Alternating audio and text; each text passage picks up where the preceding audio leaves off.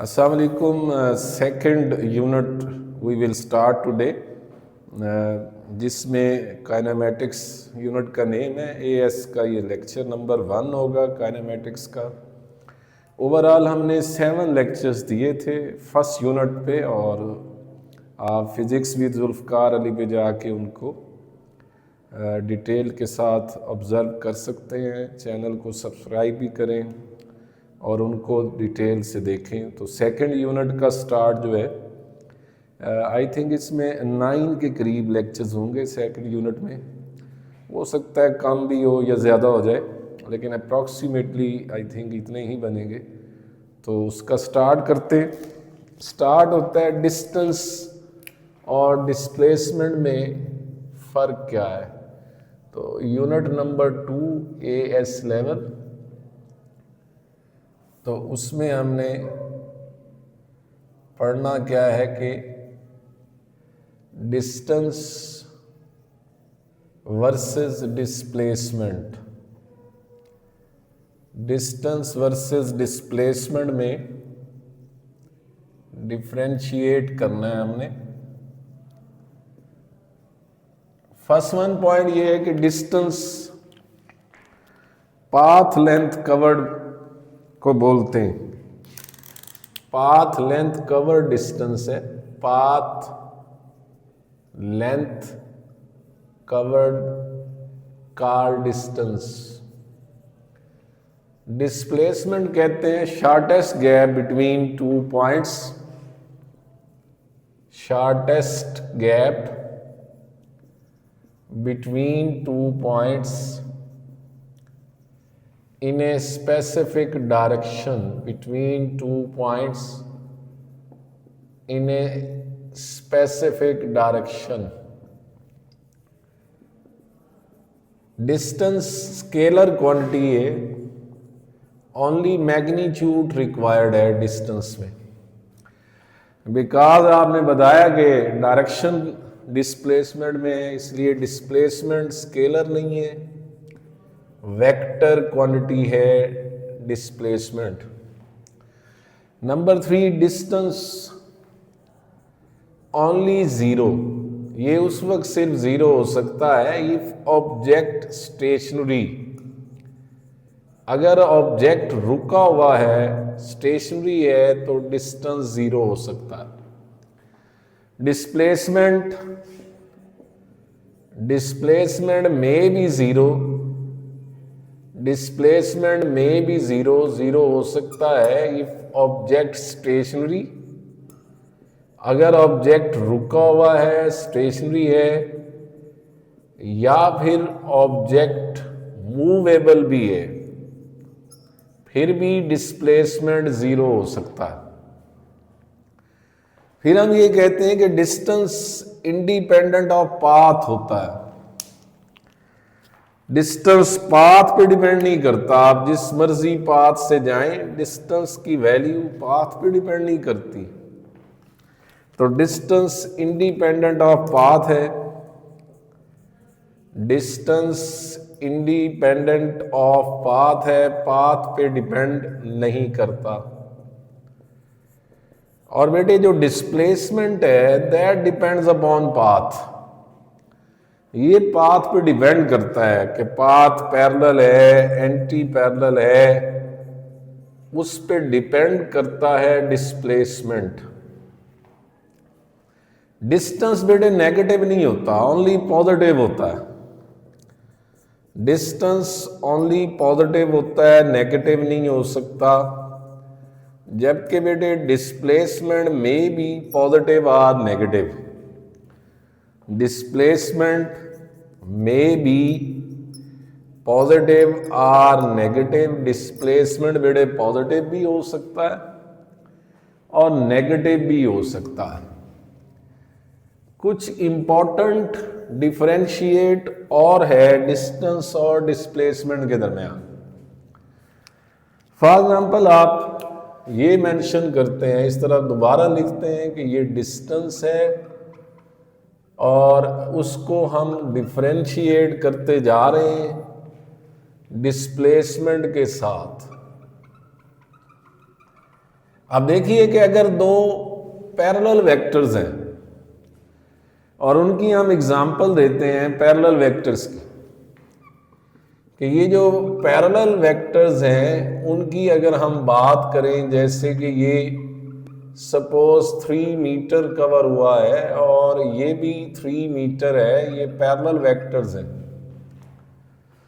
तो parallel vectors में distance तो ऐड होके ही आना है। डिस्टेंस 3 + 3 6 मीटर ही बनना है। और इसके कंपैरिजन पे पैरेलल वेक्टर्स अगर हों तो डिस्प्लेसमेंट भी ऐड ही होता है, और 3 + 3 6 मीटर बन रहा है, इसलिए ऐड हुआ है कि डायरेक्शन एक जैसी। तो डिस्प्लेसमेंट के ऐड होने की जो रीज़न है वो ये है कि डायरेक्शन सेम है, इसलिए डिस्प्लेसमेंट ऐड हो रहा है। अगर एंटी पैरेलल वेक्टर्स हैं, अगर बेटे एंटी पैरेलल वेक्टर्स हैं, तो एंटी पैरेलल वेक्टर्स में जैसे फॉर एग्जांपल ये 3 मीटर है और वापसी पे ये 2 मीटर है, तो बेटे ये डिस्टेंस तो ऐड ही होना है, क्योंकि डिस्टेंस नेगेटिव नहीं होता। तो आप ऐड करोगे 3 + 2 = 5 मीटर बनेगा। लेकिन एंटी पैरेलल पे डिस्प्लेसमेंट सब्ट्रैक्ट होगा, क्योंकि डिस्प्लेसमेंट राइट और लेफ्ट होने की वजह से डिस्प्लेसमेंट सब्ट्रैक्ट होंगे एंटी पैरेलल वेक्टर्स पे। अब सब्ट्रैक्ट इस तरह से होगा कि अगर ये 3 मीटर है तो लेफ्ट पे ये -2 हो जाएगा, और 3 - 2 = 2, डिस्प्लेसमेंट का आंसर 1 मीटर आएगा। इसी तरह से अगर बेटे दो परपेंडिकुलर वेक्टर्स आते हैं, अगर 2 परपेंडिकुलर वेक्टर्स आते हैं और परपेंडिकुलर वेक्टर्स में हम डिस्टेंस की बात करते हैं, परपेंडिकुलर वेक्टर्स में अगर हम डिस्टेंस की बात करें, फॉर एग्जांपल ये बेटे 3 मीटर है ईस्ट में और ये 4 मीटर है नॉर्थ में।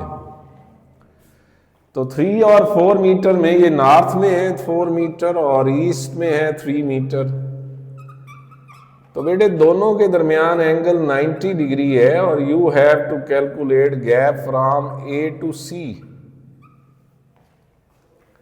तो अगर तो आप डिस्टेंस की बात करें, मैंने आपको बताया कि डिस्टेंस इंडिपेंडेंट ऑफ पाथ होता है, इसलिए डिस्टेंस ऐड ही होना है, और जब डिस्टेंस ऐड होगा तो 3 + 4 = 7 मीटर बनेगा।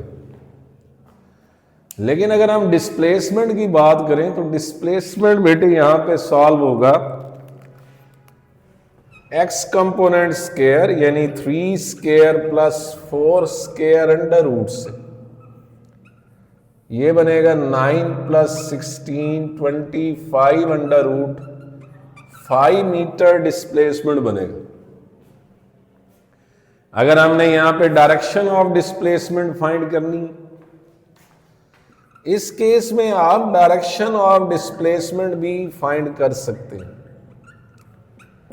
तो डायरेक्शन ऑफ डिस्प्लेसमेंट कैसे मेजर होनी, उसके लिए याद रखें कि tan of theta = perpendicular over base 4/3 बनता है, और थीटा tan इनवर्स 4/3 बनेगा डायरेक्शन के लिए। अब 3 केसेस सामने आए, एक पैरेलल वेक्टर्स है, एक परपेंडिकुलर वेक्टर्स है, एंटी पैरेलल वेक्टर्स है। डिस्टेंस डिस्प्लेसमेंट ऐड कैसे हो रहे हैं, डिस्टेंस कैसे मेजर हो रहा है और डिस्प्लेसमेंट कैसे मेजर हो रहा है। इसी तरह बेटे अभी डिस्टेंस और डिस्प्लेसमेंट में डिफरेंशिएट करें कि डिस्टेंस और डिस्प्लेसमेंट में डिफरेंशिएट करें, तो डिस्टेंस वर्सेस डिस्प्लेसमेंट में डिफरेंशिएट करते हुए ये ख्याल रहे कि अगर हम इस तरह का एंगल शो करें कि फॉर एग्जांपल ये 12 मीटर है और 12 मीटर के साथ ये यहाँ पे भी पाथ 12 मीटर है, ये वाला जो एंगल है टोटल ये 120 डिग्री का है और आपने ये गैप मेजर करना है। तो जब आप इस गैप को मेजर करते हो, A to C मेजर करते हो, तो डिस्टेंस तो ऐड ही होना है। तो डिस्टेंस इक्वल्स टू बन जाना है 12 प्लस 12, 14 मीटर बनना है, 24 मीटर सॉरी। लेकिन डिस्प्लेसमेंट जब आप फाइंड करेंगे तो देखिए यहां पे अगर आप डिस्प्लेसमेंट फाइंड कर रहे हैं और डिस्प्लेसमेंट फाइंड करते हुए ये वाला जो एंगल है ये तीनों का 60 डिग्री बन रहा है, टोटल 180 है, तो तीनों का गैप, तीनों का एंगल 60 60 60 बन रहा। तो इसलिए तीनों की मैग्नीट्यूड भी सेम रहेगी, एंगल सेम होने की वजह से डिस्प्लेसमेंट 12 मीटर ही बनेगा। अगर हम बेटे एक सर्कल की बात कर लें कि ये एक सर्कल है और सर्कल में आप स्टार्ट कर रहे हैं ए से और टर्न लेके आप वापस ए पे आ रहे हैं, सर्कल की बात कर रहे हैं कि टर्न लेके आप वापस ए पे आ रहे हैं। अब वो पूछता है कि इसमें डिस्टेंस कितना है, आप स्टार्ट ए से कर रहे हैं और वापस ए पे आ रहे हैं, तो बेटे डिस्टेंस सर्कमफेरेंस के इक्वल है। सर्कमफेरेंस मीन 2 पाई आर बनता है डिस्टेंस इसका। लेकिन बेटे अगर हम इसका डिस्प्लेसमेंट फाइंड करें सर्कुलर पाथ में, तो डिस्प्लेसमेंट प्लस और माइनस की वजह से कट गया है, इसलिए डिस्प्लेसमेंट का आंसर 0 आ जाता है। यही बात हम सेमी सर्कल के लिए भी अप्लाई कर सकते कि अगर सेमी सर्कल है और सेमी सर्कल का मैंने डिस्टेंस मेजर करना है और उसके कंपैरिजन पे सेमी सर्कल का मैंने डिस्प्लेसमेंट मेजर करना है। मतलब सेमी सर्कल है और सेमी सर्कल में हमने इस तरफ शो किया, ये पाथ है, यहां ए से स्टार्ट हुआ है और टर्न लेके यहां तक आए हम बी तक। तो यहां तक अगर आप डिस्टेंस मेजर करते हैं तो बेटे डिस्टेंस ये बनेगा कि 2 पाई आर को हाफ पे डिवाइड कर दें, 2 पाई आर डिवाइडेड बाय 2, ये पाई आर बनता है।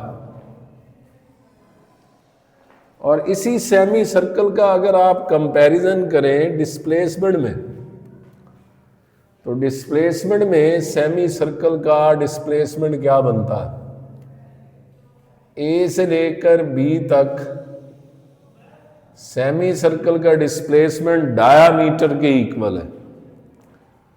तो यहां पर जो डिस्प्लेसमेंट है वो डायामीटर के इक्वल बनता है और आप जानते हैं कि डायामीटर 2r के बराबर है, रेडियस मल्टीप्लाई बाय 2r, तो डिस्प्लेसमेंट की वैल्यू आ रही है।